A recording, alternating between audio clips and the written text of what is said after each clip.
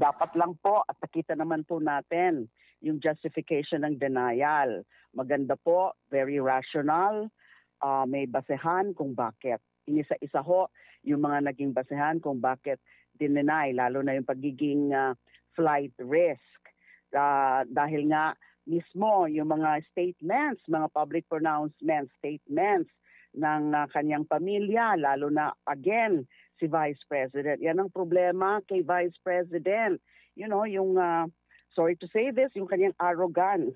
Kasi imagine yung sinabi niya na she's willing, she was actually instigating yung kanilang mga supporters na mag-break out sila.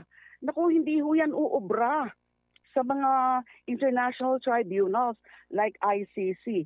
Kung ganyang mga kadramahan, kung ganyang mga kayabangan, kung ganyang mga acts of arrogance, ay nabebenta o bumubenta sa kanilang mga supporters dito sa Pilipinas, hindi po yan bebenta sa mga huwes sa ICC, sa mga prosecutors sa ICC. Ang ICC po, tumitingin lang po yan sa ebidensya. Ang ICC po, tumitingin lang po yan sa batas. Ano yung batas? What is the governing law sa mga proceedings before the court, before the ICC? It's the Rome Statute. Now, the former president has been accused of a very grave crime, and that is crimes against humanity.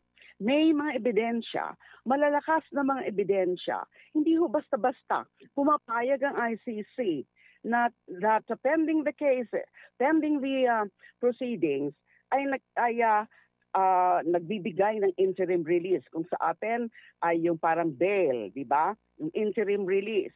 Dahil nga, tinitingnan lahat. Wini-weigh nila lahat ng mga rason. Wini-weigh nila yung mga circumstances. Yung flight risk, lalo na. Tapos, yun na nga, ano yung magiging epekto? Yung sa mga biktima, sa mga pamilya ng mga biktima. Tsaka, the former president and his camp still have the capacity to pressure yung mga witnesses and prospective witnesses. Nandyan pa rin yung kapangyarihan nila dito sa Pilipinas. Malakas pa rin ang puwersa nila. So, lahat yan tiningnan ng ICC. Kaya, may basehan. And kaya nga, nung pag-issue pa lang, nung resolution, nung Senado, yung majority vote ng Senado, seeking for the house arrest of the former president on the ground of supposed humanitarian assistance, ay para sa akin, mali na talaga yon. Unang-una, wala namang basehan yon na house arrest, na maayos naman ang kondisyon niya doon, humanitarian assistance, na again, maayos ang kondisyon niya doon. Tapos yung ganyan, naisip ba nila yan?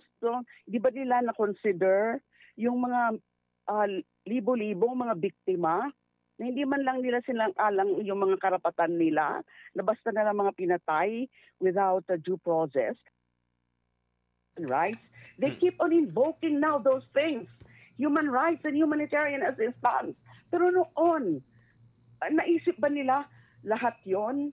So, and then, yun na nga, hindi naman talaga papakinggan ng ICC. Kasi wala na sa atin yon, lalo nang nag-withdraw ng Pilipinas. At sino ang nag-withdraw? Yung dating Pangulo.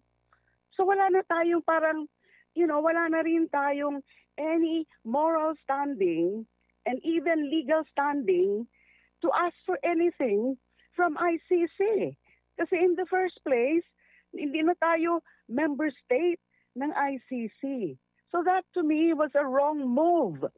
That to me was simply political posturing, was simply a political move na hindi nga nakatulong, parang nakasama pa nga, parang napabilis pa nga dun sa aksyon ng ICC in rejecting the request for interim release.